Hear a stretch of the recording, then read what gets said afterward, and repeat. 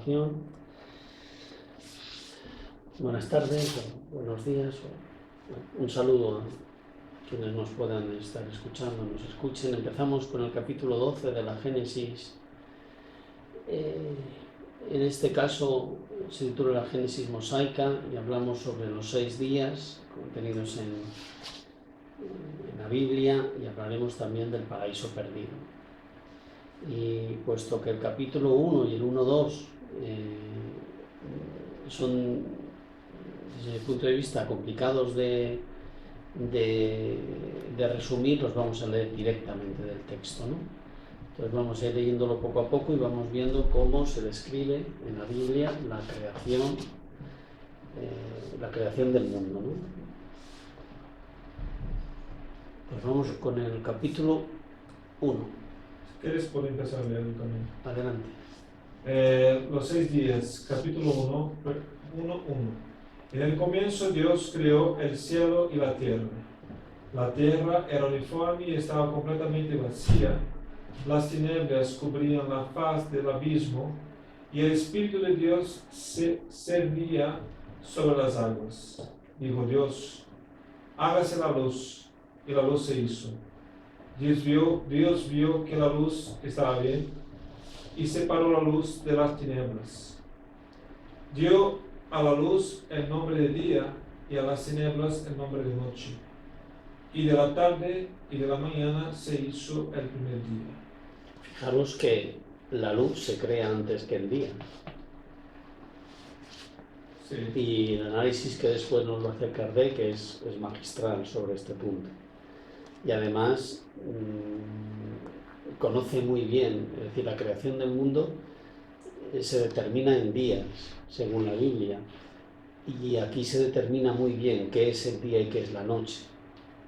O sea que no se puede confundir el día con un periodo geológico, porque habla de un día determinado, ¿no? Luego hemos sabido años más tarde que el tiempo es relativo.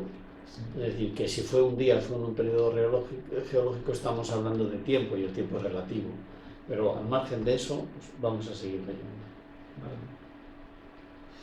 Dijo Dios también, 6, ¿no? Dijo Dios también: hágase el firmamento en medio de las aguas y que él separe las aguas de las aguas. 7.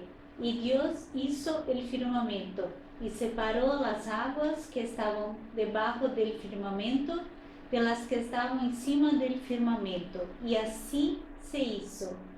8. Y Dios dio al firmamento el nombre de cielo, y de la tarde y de la mañana se hizo el segundo día.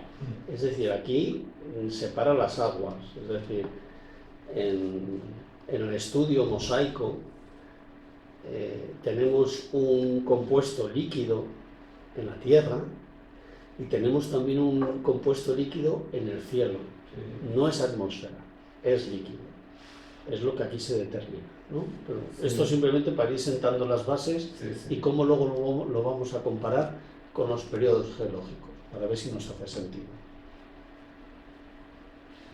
Dijo Dios, además: reúnanse en un solo lugar las aguas que están bajo el cielo, y aparezca el elemento árido. Y así se hizo. Dios dio al elemento árido el nombre de tierra, y llamó mar a todas las aguas reunidas. Y vio que eso estaba bien. Dijo Dios también: produzca la tierra la hierba verde que dé semilla, y árboles frutales que den fruto, cada uno de su especie, y que contengan en sí mismas sus semillas, para que se reproduzcan en la tierra. Y así se hizo. La tierra entonces produjo la hierba verde que era portadora de la semilla, según su especie, y árboles frutales que contenían en sí mismos sus semillas, según su especie. Y Dios vio que eso era bueno. Y de la tarde y de la mañana se hizo el tercer día. Maravilloso. ¿Continuamos? Sí. 14. Dijo Dios también: háganse cuerpos de luz en el firmamento del cielo, a fin de que se separen el día de la noche, y sirvan de señales para marcar el tiempo y las estaciones, los días y los años. 15. Brillen ellos en el firmamento del cielo y iluminen la tierra. Y así se hizo. 16. Entonces Dios hizo 2 grandes cuerpos luminosos, uno mayor para presidir el día y otro menor para presidir la noche. Hizo también las estrellas. 17. Y los puso en el firmamento del cielo para que brille sobre la tierra. 18. Para que presida el día y la noche, y para separar la luz de las tinieblas. Y Dios vio que era bueno. 19. Y de la tarde y de la mañana se hizo el cuarto día. Estoy recordando ahora que para el judaísmo, para el mundo hebreo, la tarde es el comienzo del día siguiente. Y aquí hay otro punto interesante, ¿no? Que probablemente Carleto va a traer, pero ya no había creado la luz y la oscuridad, Dios y el día en el primer día, pero ahora cómo surgió la luz y separó la noche del día, los astros, si ya había luz anteriormente. Entonces va un poco en desorden aquí. Sí, no es cronológico, no es exactamente cronológico, además tampoco dice exactamente que lo que nosotros nos da luz es una estrella más. Entonces, según eso, crear el cielo, digamos el cosmos, la Vía Láctea, antes que una de las estrellas que nos está dando luz a nosotros y que nos da ese sentido, esa entidad. Pero bueno, vamos a ver, porque esto tiene una relación muy directa con los periodos geológicos de aquella época, y lo que va a hacer la Iglesia es traducirlo a un lenguaje, digamos, un tanto romántico y poético. Eso es, que no va en contra de los periodos geológicos de los estudios de la época, pero que tampoco es ortodoxo. Sí, pero eso me suena interesante, ¿no? Que ya había creado la noche y el día antes Dios, y después que vino la luz a través de los astros. Entonces, ¿cómo vino la luz antes? Pero seguramente que Kardec nos dirá algo sobre esto. Dijo Dios además, produzcan las aguas animales vivos, que naden en las aguas, y aves que vuelen sobre la tierra, debajo del firmamento del cielo. Entonces Dios creó los grandes peces y todos los animales que tienen vida y movimiento, que las aguas han producido cada uno de una especie, y creó también todas las aves, cada una de su especie, y vio que era bueno. Y los bendijo diciendo, creced y multiplicaos, y llenad las aguas del mar, y que los pájaros se multipliquen sobre la tierra. Y de la tarde y de la mañana se hizo el quinto día. Nos dan ganas de darle un abrazo a Dios de estas cosas que hace. Lo estoy haciendo y es bueno. O sea, es como un padre súper protector, ¿no? Como cuando te vas a la cama y te cubren con el edredón y te dicen, ten buenas noches que yo te protejo, ¿no? Que este entorno, pues esta es la sensación que evoca. Él vio que era bueno, que te estaba creando un entorno que era bueno para ti, ¿no? Y dejó que llegara la tarde y la noche y el día siguiente. 24. Dijo Dios también, produzca la tierra animales vivos, cada uno de su especie, los animales domésticos y las bestias salvajes de la tierra, según sus diferentes especies. Y así se hizo. 25. Dios hizo pues las bestias salvajes de la tierra según sus especies, los animales domésticos y todos los reptiles, cada uno de su especie. Y Dios vio que era bueno. Creo que continúa el mismo, ¿no? 26.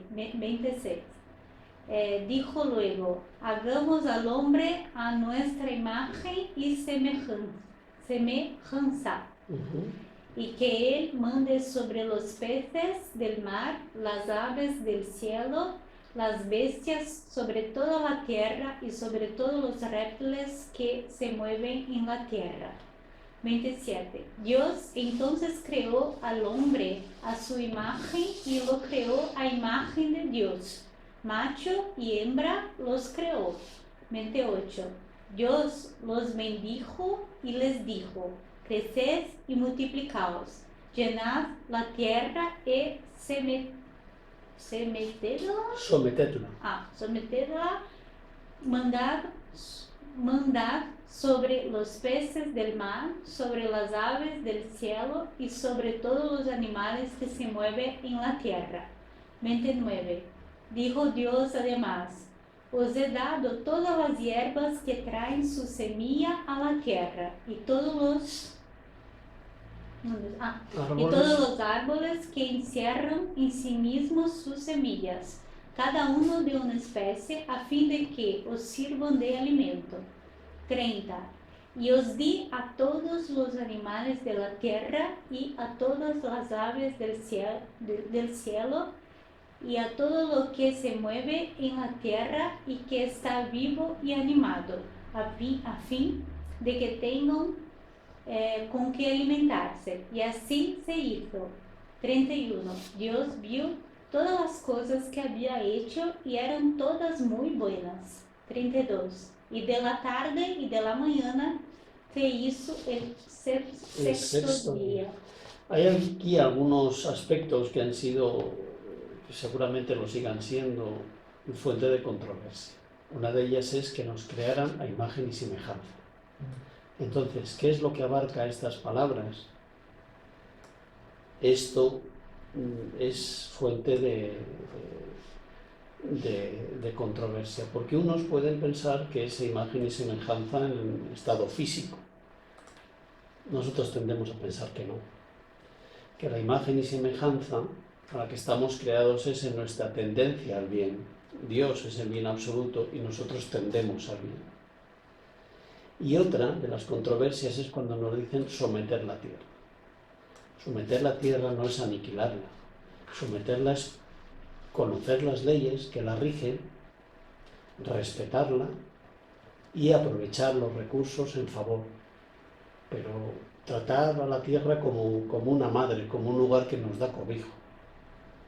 No es no hacer un mal uso de las materias primas, ni someter a otros pueblos por quedarnos con las fuentes de riqueza. Eso no es someter la tierra. Y es las cosas también que se cree que crea esa similitud, ¿no? ¿Qué dice? Semejanza. Es el libro hebreo. Nuestra capacidad de querer, de decidir, de planificar el futuro. Esto todo nos asemeja a Dios, porque ningún otro ser tiene esta capacidad. Entonces, sí, y por eso Dios nos impone el amor. El amor tiene que venir de nosotros mismos, por eso pasamos por todo lo que pasamos, para aprender a tener amor como Él tiene, por su creación, por todo lo que hay. Vamos con el 2.1. Muchas gracias. El cielo y la tierra quedaron pues acabados de ese modo con todos sus ornamentos. Dios terminó en el séptimo día toda la obra que hizo, y reposó en ese séptimo día, luego de haber acabado todas sus obras. Bendijo el séptimo día y lo santificó, porque había cesado en este día de producir todas las obras que había creado. El sábado en el mundo judío es el día del descanso, que comienza la tarde del sábado, que es cuando comienza el día siguiente, que en realidad es el séptimo. Y en el mundo hebreo, en el mundo hebreo, el 7 tiene un significado muy especial, que es infinito.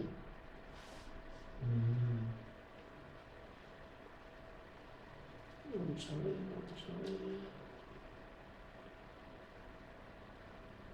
Pues vamos ahora. Aquí. Vamos leyendo en el ítem 2. ¿Yo empiezo? Sí. 2. En cuanto a la parte espiritual, es conveniente confrontar todo eso con el texto del Génesis de Moisés, a fin de que cada uno pueda establecer comparaciones y juzgar con conocimiento de causa. Un segundito.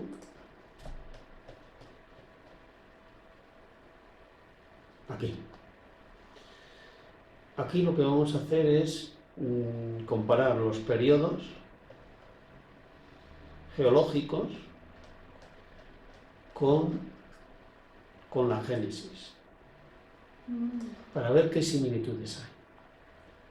Entonces, este estudio al que Kardec nos invita, dice, pues para poder hablar con conocimiento de causa, vamos a compararlo. Y aquí lo compara. Si queréis, uno lee la parte de lo que dice la ciencia en la época de Kardec con lo que dice la Génesis. Y veremos qué similitudes hay. Yo puedo leer la ciencia y voy a leer la Génesis. ¿Parece bien? Sí, a mí me parece bien. Período astronómico. Aglomeración de la materia cósmica universal en un punto del espacio, en una nebulosa que dio origen por la condensación de la materia en diversos puntos, a las estrellas, al Sol, a la Tierra, a la Luna y todos los planetas. Estado primitivo fluídico e incandescente de la Tierra. Atmósfera inmensa cargada de todo el agua en forma de vapor y de todas las materias volatilizables. En la Génesis ha dicho que el primer día ha sido hecho, ¿no? El cielo y la tierra, la luz. Tiene cierto sentido, se puede establecer una comparación. Es decir, la condensación de la materia, una explosión, se van generando partículas, esas partículas entran en órbita formando sistemas solares y uno de ellos pues es la Tierra y la Tierra tiene alrededor suyo una atmósfera y además pues hay un astro que le ilumina, que es el Sol. Período primario. Endurecimiento de la superficie de la Tierra por el enfriamiento, formación de las capas graníticas, atmósfera espesa y ardiente, impenetrable a los rayos solares, precipitación gradual del agua y de las materias sólidas, volatilizadas en el aire, ausencia absoluta de vida orgánica. En la Génesis, según día, el firmamento. Separación de las aguas que están por encima del firmamento de las que están por debajo de él. Período de transición. Las aguas cubren toda la superficie del globo. Primeros depósitos de sedimentos formados por las aguas. Calor húmedo. El sol comienza a atravesar la atmósfera brumosa. Primeros seres organizados de la más rudimentaria constitución. Líquenes, musgos, helechos, licopodios, plantas herbáceas, vegetación colosal, primeros animales marinos, zófitos, políperos, crustáceos, depósitos de hulla.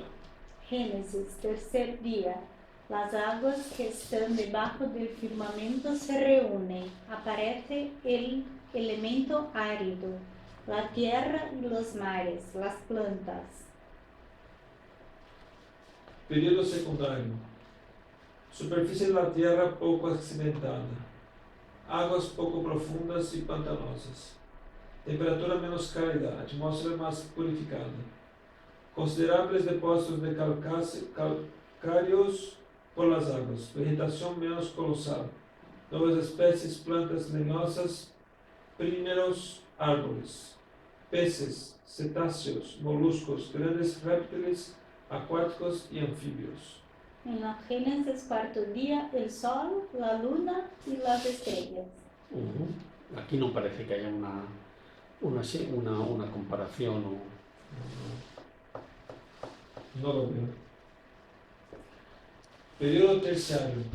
Grandes levantamientos de la corteza sólida, formación de los continentes, retiro de las aguas hacia los lugares bajos, formación de los mares, atmósfera purificada temperatura actual producida por el calor solar, animales terrestres gigantescos, vegetales y animales de la actualidad, aves. Creo que el diluvio universal, ¿no? Está dentro de este periodo terciario. El vertido de las Sí. aguas, formación de los mares, no. Bueno, aquí es el periodo postdiluviano, pero aquí lo que dice es que las aguas se retiran. Retiro de las aguas, luego de formación de los mares, la atmósfera purificada.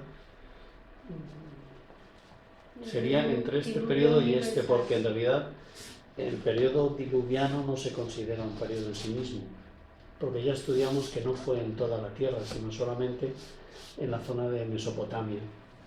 Sí, y estudiamos en el sábado, el último, que nos dice Kardec, que el periodo diluviano se considera 1650, si contamos que el surgimiento del hombre y la tierra fueron 4000 años antes de Cristo, ¿no? Según la Biblia. Según la Biblia, si contamos del día cero, año cero, 1650 años después fue el diluvio, según la Biblia. Entonces, es más o menos ahí. Entonces, y él dice, no, que no fue algo que se considera siendo universal, que fue más, como dijiste, en la Mesopotamia, o en algún Sí, sitio. no se sabe la causa, hablan de un fragmento de la Antártida que se desprendió, se descendió al descender y eso hizo que se elevaran las aguas en aquella zona determinada. Pero claro, era el mundo conocido. Luego, si era el mundo conocido, pues se pensaba que era todo el mundo. Claro. En la Génesis, en contrapartida al periodo terciario, el quinto día, los peces y los pájaros surgieron, ¿no? Uh-huh. Período cuaternario o postdiluviano. Terrenos aluviales, animales terrestres, vegetales y animales de la actualidad, el hombre.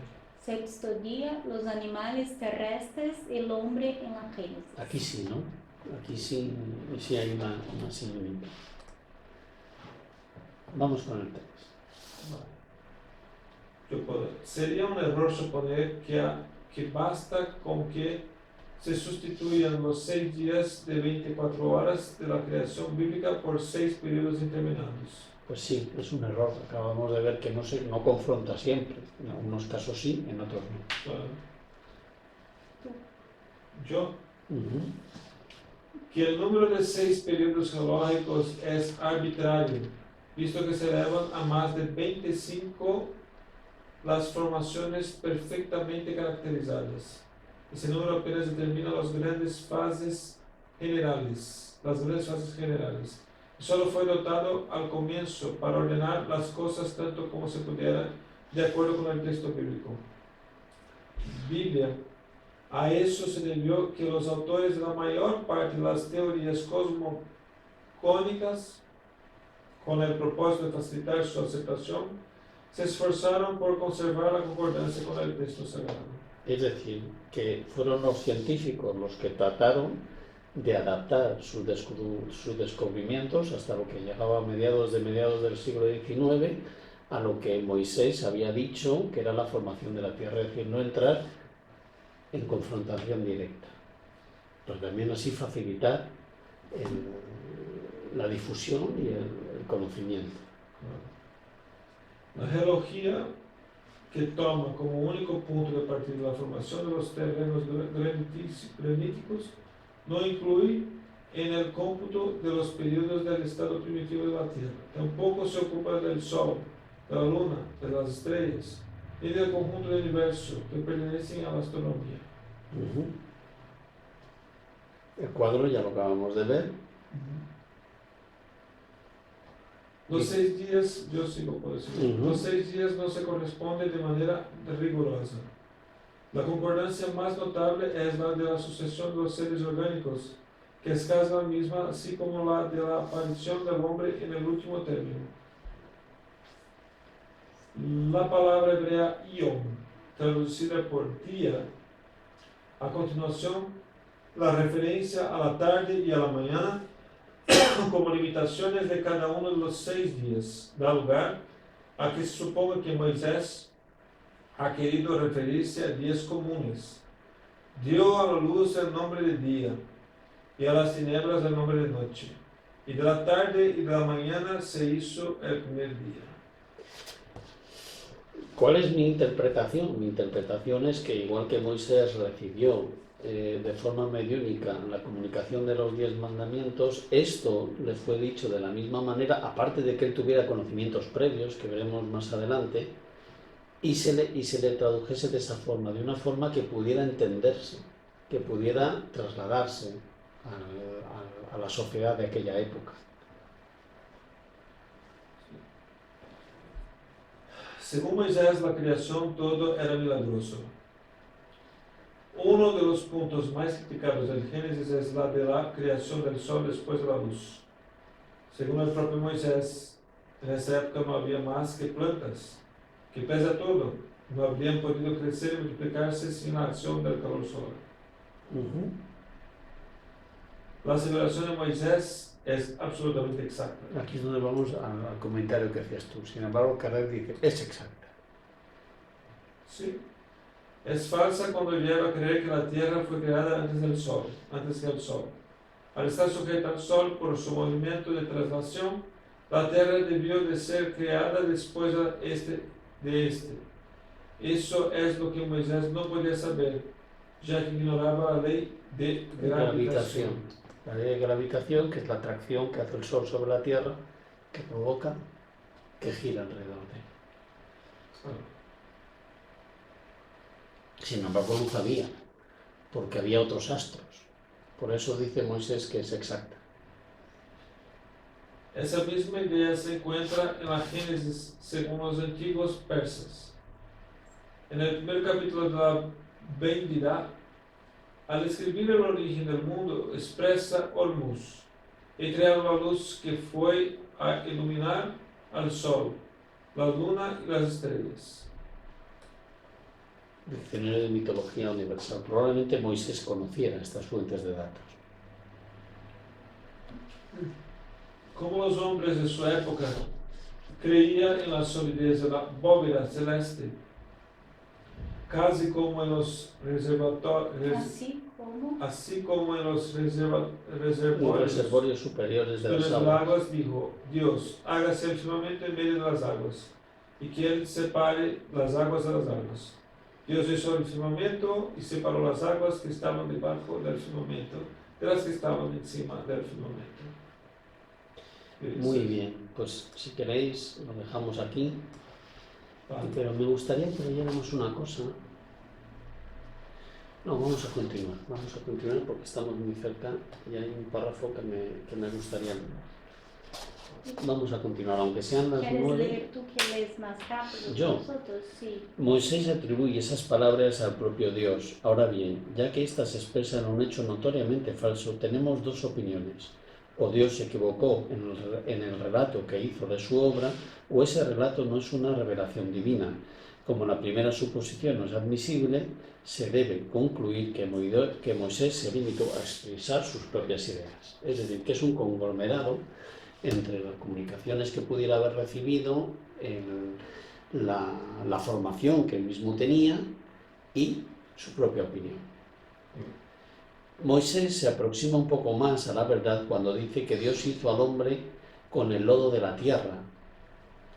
Y aquí es la parte, pensaba mucho en ti cuando leí esto, porque siempre hemos pensado que cuando dice la Biblia que a la mujer se le hizo de una costilla del hombre, pues que hay una cierta como dependencia de la mujer hacia el hombre, ¿no? Como si fuera prácticamente, o sea, como si no fuéramos iguales.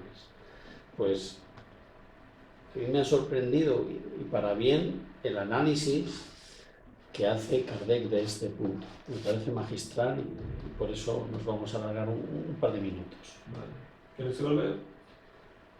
No, que lo lea bien. Ah, soy yo. La mujer formada de una costilla de Adán es una alegoría. Es decir, que no es real, que es una forma de expresarse para que se entienda, ¿no? Aparentemente pueril, si se la toma al pie de la letra, aunque profunda en cuanto al sentido, tiene por finalidad mostrar que la mujer es de la misma naturaleza que el hombre y por consiguiente es igual a este ante Dios, y no una criatura aparte, hecha para ser sojuzgada y tratada como un ilota. Al considerar la salida de la propia carne del hombre, la imagen de igualdad es más significativa que si hubiera sido formada por separado del mismo lodo. Equivale a decir al hombre que ella es su igual y no su esclava, que él debe amarla como a una parte de sí mismo.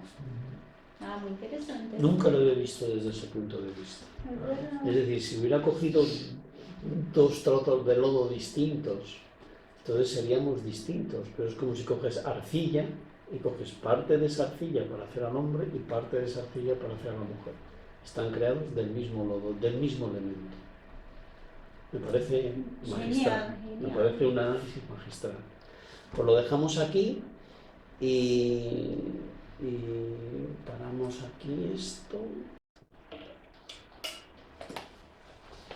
Bueno, pues continuamos en el día de hoy con la Génesis mosaica.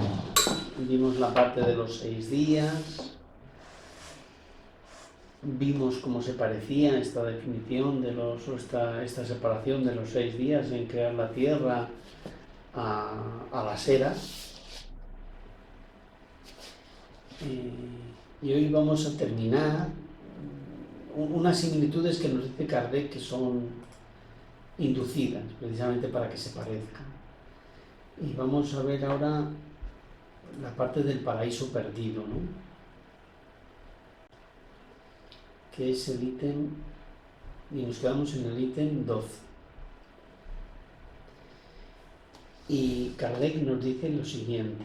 ¿Quieres leerlo tú? ¿Puedo leer? Sí. No rechacemos, pues, la Génesis bíblica. Por el contrario, estudiémosla de la misma manera que se estudia la historia de la infancia de los pueblos. Se trata de una epopeya rica en alegorías, cuyo sentido oculto debemos encontrar. Alegorías que es preciso analizar y explicar con la ayuda de las luces de la razón y la ciencia, al mismo tiempo que resaltamos su belleza poética y sus enseñanzas veladas por la forma llena de imágenes. Es preciso que expongamos decididamente sus errores a favor del interés mismo de la religión. Esta será mucho más respetada cuando estos errores dejen de ser impuestos a la fe como verdades y Dios parecerá más grande y más poderoso cuando no se asocie su nombre con hechos controvertidos. Yo creo que esto se autoexplica, ¿no? Y me parece muy loable la actitud de Kardec, que dice no la rechacemos. Esto forma parte de un análisis primero, de un acercamiento primero a cuál fue la génesis de la tierra y del cielo, ¿no? Y lo más conveniente que podemos hacer es estudiarla, apreciar su valor poético, porque es indudable que lo tiene, y tratarla como punto de partida para unos estudios más detallados, lo que el intelecto y el avance de la ciencia nos permitan. Y en tanto en cuanto no hagamos de ello un acto de fe y permitamos que la ciencia vaya arrojando cada vez más luz sobre estos episodios, pues más grande nos parecerá Dios en su creación. Es lo que nos dicen.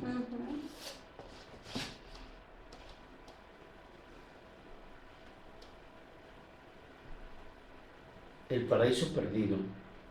Vamos a leer el capítulo 2.8 y el capítulo 3.1. Vamos a abrir el libro de la Génesis.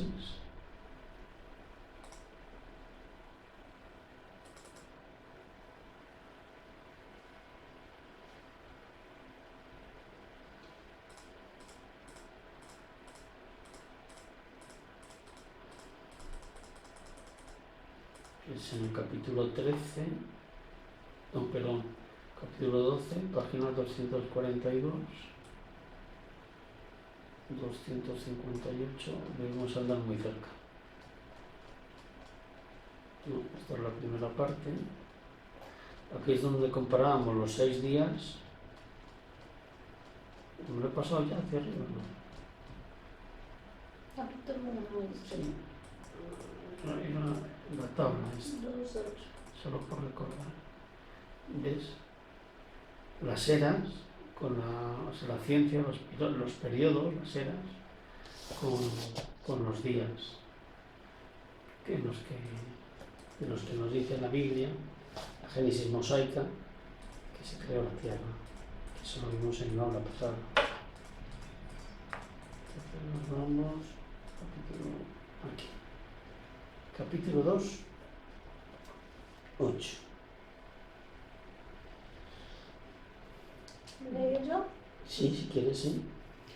Y el Señor Dios había plantado desde el comienzo un jardín de delicias, en el cual puso al hombre que había formado.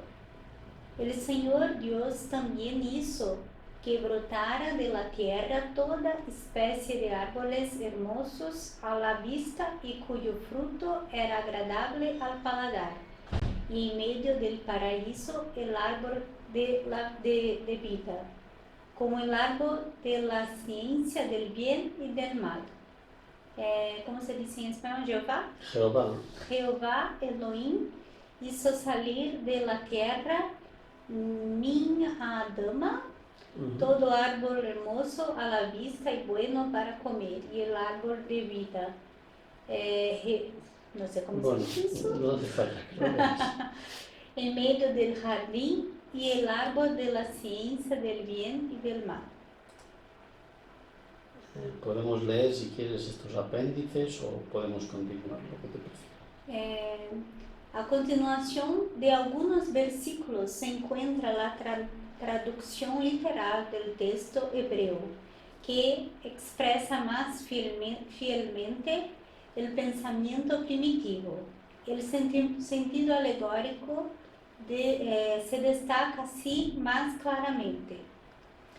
Paraíso, del latín paradisus, derivado del griego paradeisos, jardín, pomar, lugar plantado con árboles. El término hebreo empleado en el Génesis es Agam, que tiene el mismo significado. Sí, ¿leo yo? Sí, por favor. El Señor tomó pues al hombre y lo puso en el paraíso de delicias, a fin de que lo cultivase y lo cuidara. Le dio también un mandamiento y le dijo: come de todos los árboles del paraíso. Jehová Elohim ordenó al hombre, Hal Hadam, diciendo: de todo árbol del jardín puedes comer, pero no comas del fruto del árbol de la ciencia del bien y del mal, porque tan pronto como lo comas, morirás sin remedio. Y del árbol de la ciencia del bien y del mal, o Umejed Hadat Tot Bará, no comerás, pues el día en que de él comas, morirás. Sí. Capítulo 3, versículo 1. Ahora bien, la serpiente era el más astuto de todos los animales que el Señor Dios había creado en la tierra. Y le dijo a la mujer: ¿por qué Dios os ordenó que no comáis del fruto de todos los árboles del paraíso? Y la serpiente, Nahash,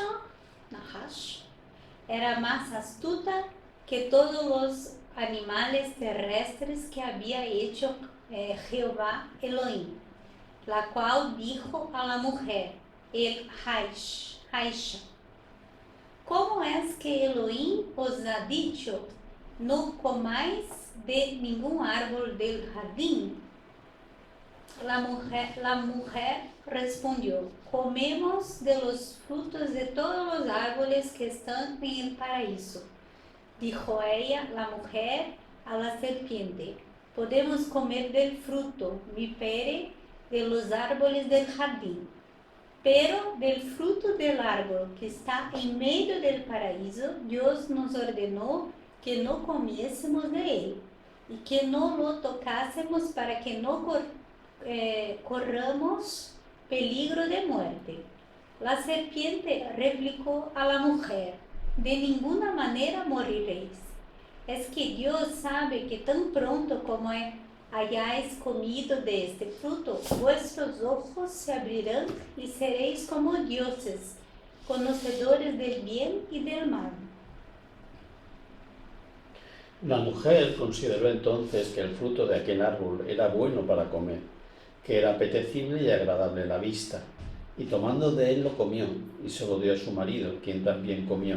La mujer vio que el árbol era bueno como alimento y que era deseable para comprender Lealskin, y tomó su fruto. Y como oyeron la voz del Señor Dios, que se paseaba a la tarde por el paraíso, cuando sopla una brisa suave, ellos se retiraron hacia el medio de los árboles del paraíso, a fin de ocultarse de delante de su presencia. Entonces el Señor Dios llamó a Adán y le dijo, ¿dónde estás? Adán le respondió, oí tu voz en el paraíso y tuve miedo, porque estaba desnudo, por eso me escondí. El Señor le respondió, ¿y cómo supiste que estabas desnudo? ¿Acaso porque comiste del fruto del árbol del cual yo os prohibí que comierais? Adán respondió, la mujer que me diste por compañera me mostró el fruto de ese árbol y comí de él. El Señor Dios dijo a la mujer, ¿por qué hiciste eso? Ella respondió, la serpiente me engañó y comí de ese fruto. Entonces el Señor Dios dijo a la serpiente, por haber hecho eso, serás maldita entre todos los animales y todas las bestias de la tierra. Andarás sobre tu vientre y comerás tierra todos los días de tu vida. Pondré enemistad entre ti y la mujer, entre su raza y la tuya. Ella te aplastará la cabeza y tú tratarás de morderle el talón. Dios dijo también a la mujer, habré de afligirte con muchos males durante tus embarazos, parirás con dolor, estarás bajo la dominación de tu marido y él te dominará. Dijo a continuación a Adán, ¿por qué has escuchado la voz de tu mujer y has comido del fruto del árbol que te prohibí que comieses? La tierra te será maldita por causa de lo que hiciste, y solo con mucho trabajo extraerás de ella con que alimentarte durante toda tu vida. Ella te producirá espinos y abrojos, y te alimentarás con la hierba de la tierra, y comerás el pan con el sudor de tu rostro, hasta que vuelvas a la tierra de donde fuiste tomado, porque eres polvo y al polvo volverás. Y Adán, Dios dio a su mujer el nombre de Eva, que significa vida, porque ella era la madre de todos los vivientes. El Señor Dios también hizo para Adán y su mujer túnicas de pieles con que los cubrió, y dijo, he ahí a Adán hecho uno de nosotros, en cuanto a conocer el bien y el mal. Evitemos pues ahora que él eche mano del árbol de la vida, que tome de su fruto y que comiendo de ese fruto viva eternamente. Jehová Elohim dijo, he aquí que el hombre fue como uno de nosotros para el conocimiento del bien y del mal. Y ahora él puede extender la mano y tomar del árbol de la vida. Beata Ben Ishilashado. Muy difícil. No sé. comerá de él y vivirá eternamente.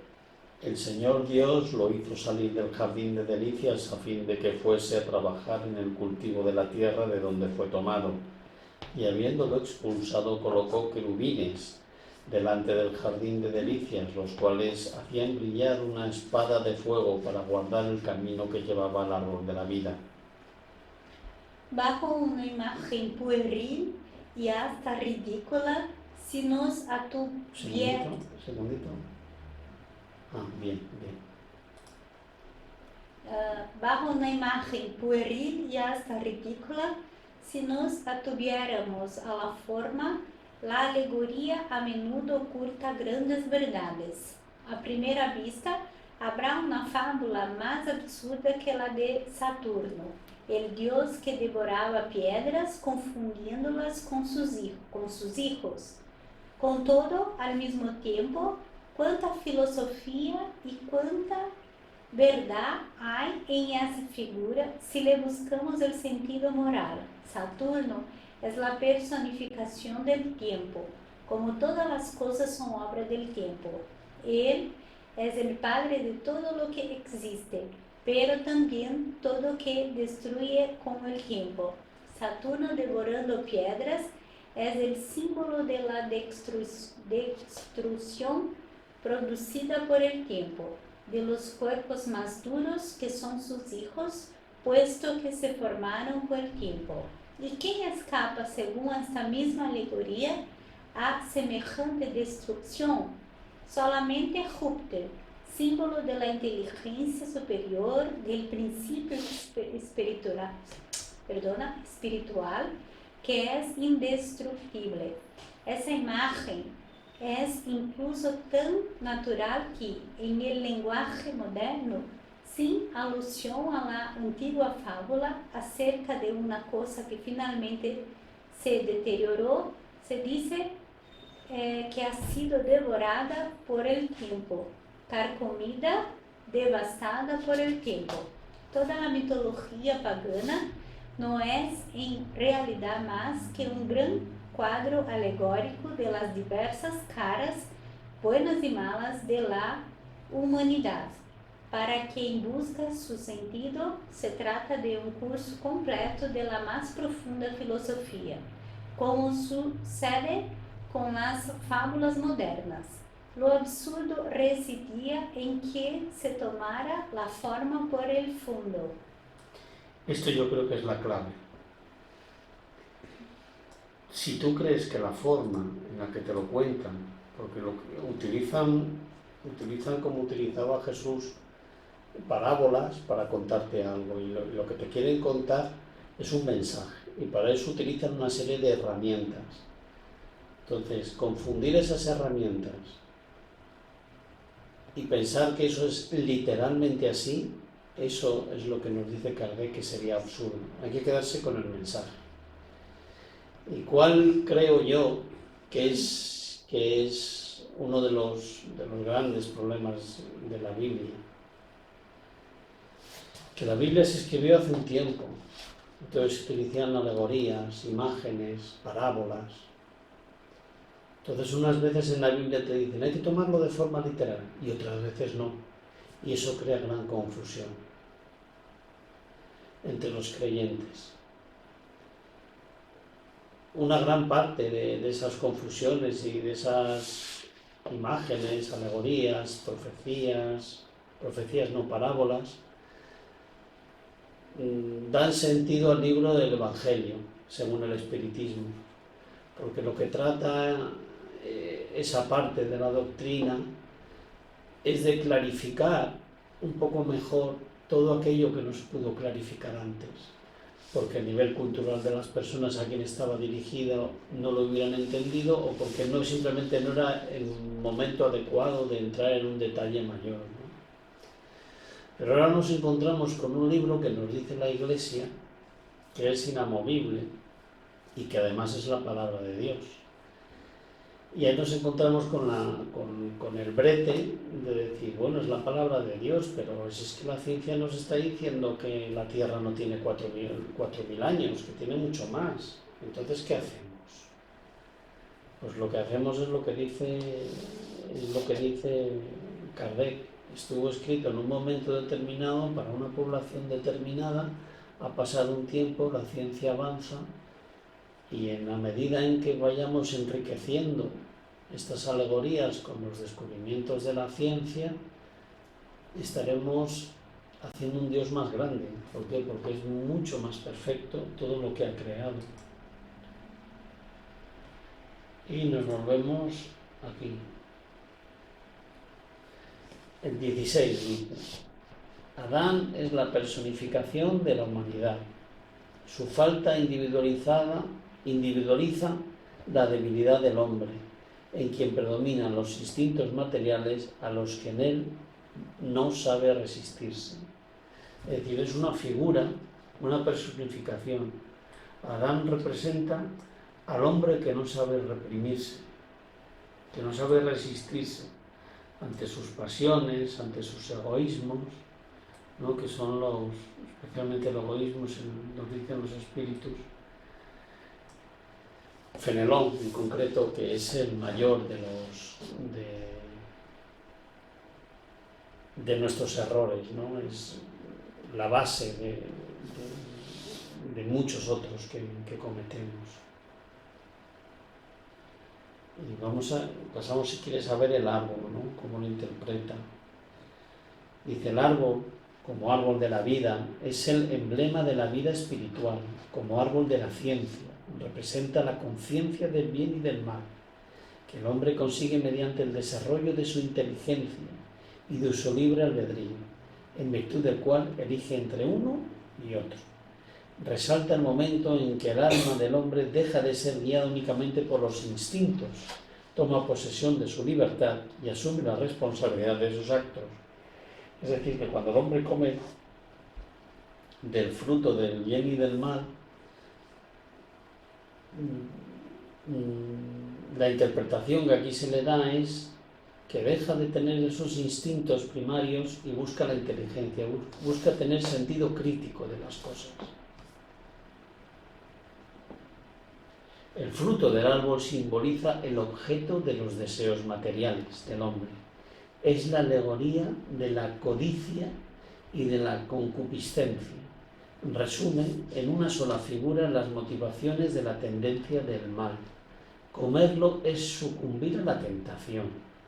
El árbol se yergue en medio del jardín de las delicias para enseñar que la seducción se encuentra en el seco mismo de los placeres y para recordarnos que, si el hombre da preponderancia a los goces materiales, se aferra a la tierra y se aparta del destino espiritual. En ninguno de los textos el fruto está especificado como manzana, palabra que solo se encuentra en las versiones infantiles. La traducción de latín es fruta, es decir, la fruta representa la tentación, aquello que el hombre, la tentación material, ¿no? Aunque hay otras tentaciones, aquello que el hombre debe intentar evitar para progresar, ¿no? Para no verse sometido a la prueba o para superar la prueba de la materia. Veamos ahora qué análisis hace de la serpiente. La serpiente está lejos de ser considerada actualmente como el prototipo de la astucia, una alusión a la perfidia de los malos consejos. Por otra parte, si la serpiente es condenada a reptar porque ha engañado a la mujer, significa que antes ese animal tenía patas, en cuyo caso ya no era una serpiente. En hebreo al griego, la palabra nahash tomó también la acepción de serpiente. En hebreo la acepción es reptil. Es decir, que pudo muy bien ser un reptil. Bueno, es un análisis que él hace y que, aunque en la Biblia se diga que era muy astuta, pues no sé, sabemos que no es el animal más astuto de los que hubiera. Pero bueno, para simbolizar un animal que se arrastra y que como si tuviera bajos instintos, pues como imagen pues servía muy bien para los planes o para el propósito de esta alegoría. Es probable que Moisés haya considerado que el seductor de la mujer el deseo indiscreto de conocer las cosas ocultas, suscitado por el espíritu de adivinación, lo que concuerda con el sentido primitivo. Dios sabe que en cuanto hayas comido de este fruto, vuestros ojos se abrirán y seréis como dioses. Ella, la mujer, vio que era codiciable al árbol para comprender-le asquil y tomó su fruto. No hay que olvidar que Moisés quería proscribir entre los hebreos el arte de la adivinación practicada por los egipcios, tal como lo prueba su prohibición de interrogar a los muertos. Sobre este episodio en particular, sobre que fuera la mujer la tentada y que utilizara al marido para que comiera del fruto, yo creo que también tenía un sentido, ¿no? Un sentido un sentido yo creo que de aquella época, ¿no? De guardarte de la mujer, de la necesidad de que la mujer fuera sumisa, de que fuera dependiente del marido. Entonces, pues digamos que la que comete el error y la que induce y el que es la mujer, ¿no? Y es el hombre que se deja engañar, que además lo hace a través de un ser querido. Está lleno de simbolismo, ¿no? Luego también es verdad que, pues lo hemos estudiado antes, que Moisés prohibía todo aquello que fuera divinatorio, ¿no? Y como Dios le dijo a Adán y Eva que vuestros ojos se abrirán y seréis como dioses, por eso también fue un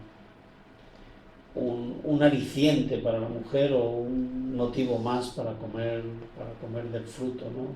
Para que se viera que luego tenía unas malas consecuencias y que la población no lo hiciese, ¿no? Es decir, no transgrediera las normas que se les estaban dando, que aquí se les daba en forma de árbol de la vida y fruto, y en la obra, en la vida civil, pues serían todo el código civil que Moisés editó para gobernar a su pueblo. El Señor se paseaba por el paraíso a la tarde cuando se levantaba una brisa suave. Dios debía tener una forma concreta y ellos referían todo a la humanidad como el único punto conocido. Por eso Moisés les hablaba como niños, mediante imágenes concretas, personificación del poder soberano. Es decir, que Moisés dice que el Señor se paseaba porque lo personifica. Y porque esa personificación era una imagen muy potente. Dios no había creado a Adán y Eva para que permanecieran solos en la tierra. La prueba de eso está en sus propias palabras, las que les dirige inmediatamente después de haberlos creado, cuando aún estaban en el paraíso terrestre. Dios los bendijo y les dijo: creced y multiplicaos, llenad la tierra y sometedla. Génesis 1:28. Dado que la multiplicación del hombre era ley desde el paraíso terrenal, su expulsión de ahí no pudo haber tenido como causa el hecho supuesto.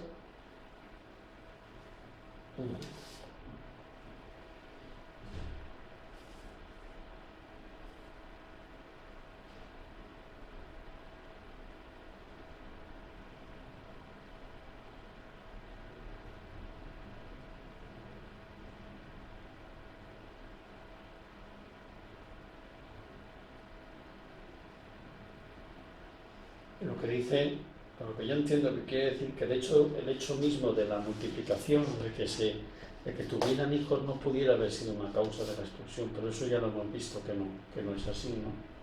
Porque en el momento en que los creó les dijo que crecieran y se multiplicasen. Vamos con el ítem 21.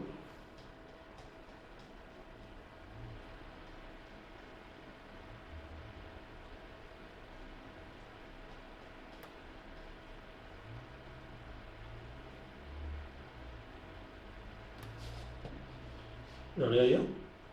Sí, por favor. Al decirle a Adán que extrayera el alimento de la tierra con el sudor de su frente, Dios simboliza la obligación del trabajo, pero ¿por qué convirtió el trabajo en un castigo? ¿Qué sería de la inteligencia del hombre si éste no la desarrollara mediante el trabajo? ¿Qué sería de la tierra si no fuese fecundada, transformada, saneada por el trabajo inteligente del hombre? Fue dicho, Génesis capítulo 2, versículos de 5 al 7. 5 y 7, perdón. El Señor Dios aún no había hecho que lloviese sobre la tierra y no había en ella hombre para labrarla. El Señor formó pues al hombre del lodo de la tierra.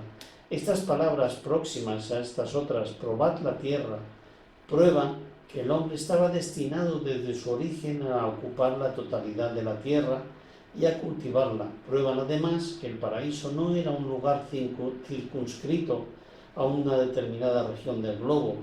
Si el cultivo de la tierra habría de ser una consecuencia de la falta de Adán, resultaría que si Adán no hubiera pecado, la tierra habría permanecido inculta, es decir, no cultivada, y los designios de Dios no se habrían cumplido. ¿Por qué Dios le dijo a la mujer que pariría con dolor debido a que habría cometido una falta? Dios puede, ¿cómo puede el dolor del parto ser un castigo cuando es un esfuerzo del organismo y cuando está probado fisiológicamente que es inevitable? ¿Cómo puede constituir un castigo algo que se produce según las leyes de la naturaleza? Eso es lo que los teólogos todavía no han explicado ni podrán hacerlo mientras no abandonen el punto de vista en que se ha colocado. Con todo, aquellas palabras que parecen tan contradictorias tienen su justificación. Veamos más adelante. ¿Yo? Sí. Adão y Eva debían ignorar lo que es morir, ya que los dos estaban solos en la tierra, al menos mientras vivieron en el paraíso terrestre. No habían presenciado la muerte de nadie. ¿Cómo entonces habrían podido comprender en qué consistía la amenaza de muerte que Dios les hacía? Por consiguiente, las palabras de Dios debían carecer de sentido para Adán y Eva. Si no habían visto morir a nadie. No sabía que era esto. Vamos al 23. Sí, lo que hace Kardec aquí, la verdad es que es muy loable el trabajo que hace, y es analizar pormenorizadamente el sentido de lo que cuentan y buscar más allá de lo que es la alegoría, de lo que es el cuento, buscar el sentido. Porque a Moisés esta información le vino dada y él, con la información que tenía, con el nivel cultural que tenía, con lo que él sabía, lo plasmó de esta manera. Y lo que hace Kardec es tratar de desmenuzarlo y buscarle el sentido verdadero, el sentido primario de todo lo que aquí se dice. Él no lo desecha, sino que lo utiliza como una intuición recibida por Moisés y busca el sentido de lo que le escribió, ¿no? En algunos aspectos, en algunos pasajes dice, bueno, aquí está influenciado porque no quería que hubiese adivinación en el mundo hebreo en el que él se movía, ¿no? Entonces incluye aquel pasaje de si comes de la fruta entonces tendrás poderes adivinatorios, ¿no? Y demuestra luego por el castigo que eso no se debe hacer. Es decir, que es algo así, o al menos yo lo interpreto como cuando nosotros tenemos un sueño, ¿no? Nosotros tenemos un sueño, vamos al mundo invisible volvemos y nuestro cerebro lo interpreta. Entonces dices, pues he estado con fulanito, con menganito, pero he estado en este entorno que no lo acabo de entender, he visto a no sé quién, luego aquella persona me decía no sé qué. Al final todo tiene un sentido, pero tú tu cerebro lo ha reinterpretado. ¿Es eso lo que realmente te comunicaron? Pues probablemente no. Probablemente fuera un mensaje dirigido a Moisés en el que se le contaba solo aquello que se le podía contar, aquello que necesitaba saber, aquello que necesitaba transmitir al pueblo. Pero él no deja de ser una persona, él lo interpreta pues con su nivel cultural, con sus tendencias, no sé, organizativas, sociales, económicas, todo eso, y al final lo plasma. ¿Leo yo? Sí, te toca. Lo que constituye para la teología un caso sin solución, el espiritismo lo explica sin dificultad y de una manera racional. Mediante la preexistencia del alma y la pluralidad de las existencias, ley sin la cual todo es misterioso y anómalo en la vida del hombre. En efecto, admitamos que Adán y Eva ya hubieran vivido y de inmediato todo tiene una justificación. Dios no les habla como a niños, sino como a seres en estado de comprenderlo y que lo comprenden. Prueba evidente de que ambos tenían conocimientos previos.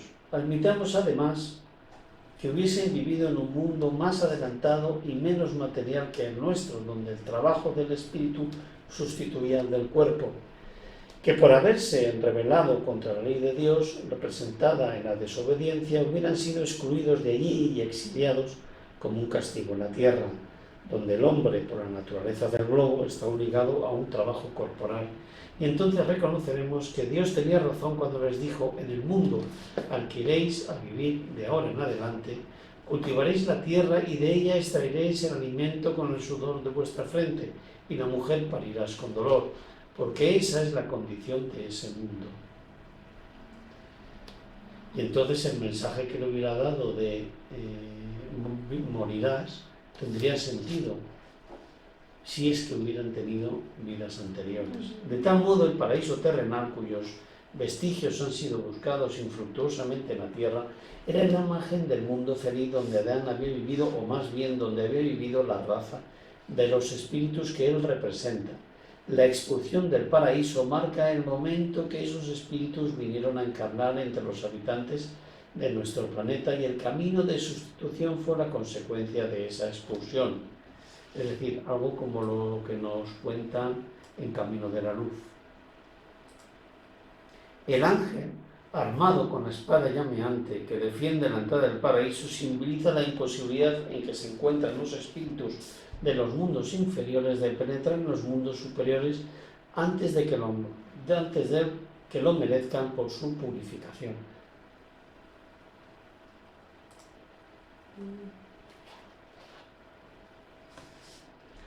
Habiéndose retirado de delante del Señor, Caín quedó deambulando por la tierra y vivió en la región oriental del Edén. Conoció Caín a su mujer, la cual concibió y parió a Enoc. ¿Qué mujer podía ser esta y dónde habría podido él desposarla? Claro, si estaban solos. Sí.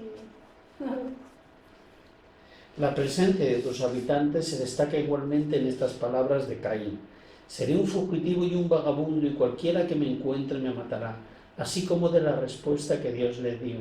¿Por qué Caín temía que alguien le matase, y qué utilidad tendría la señal que Dios le puso para preservarlo si no habría de encontrar a nadie?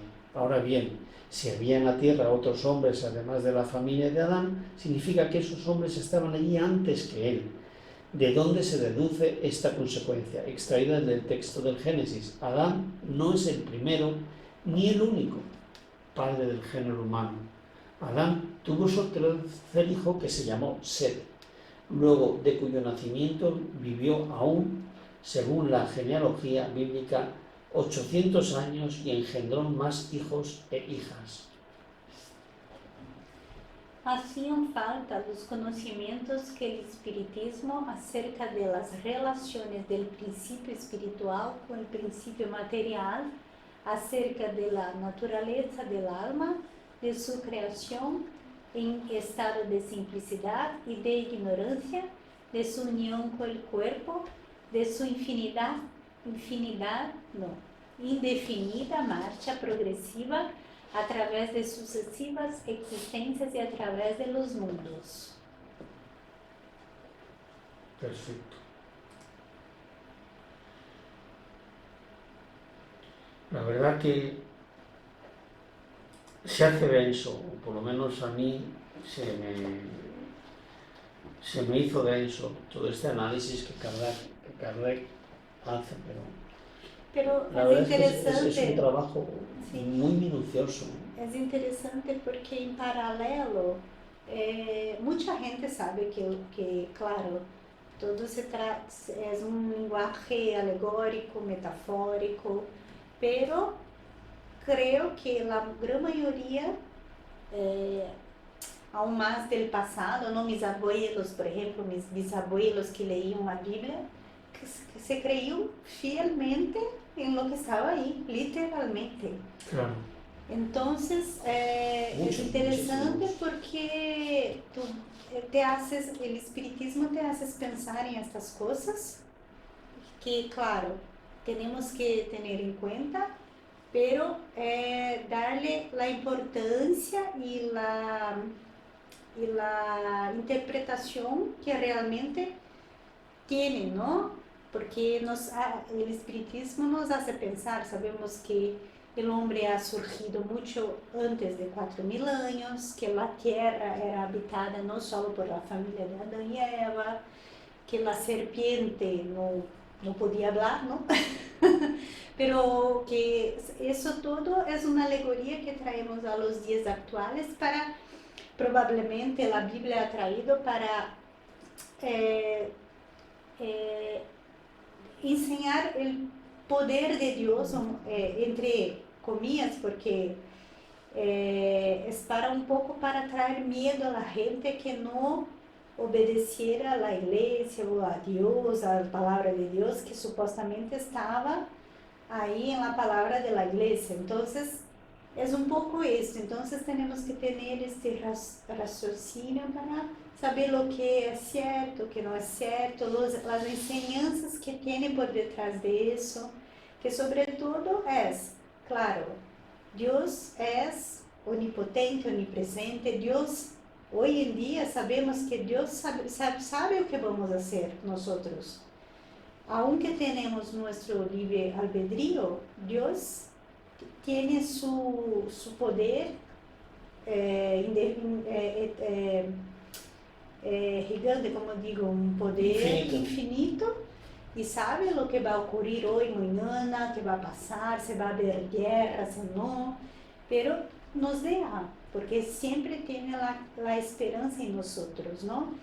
Pero sabe que fuimos creados ignorantes y simples, pero vamos desarrollando poco a poco. Entonces creo que todo esto es un paralelo para que tengamos algunas nociones de cómo, ¿no?, interactuar con Dios, la importancia de Dios y la tierra, pero todo eso es para pensar, sobre todo para pensar.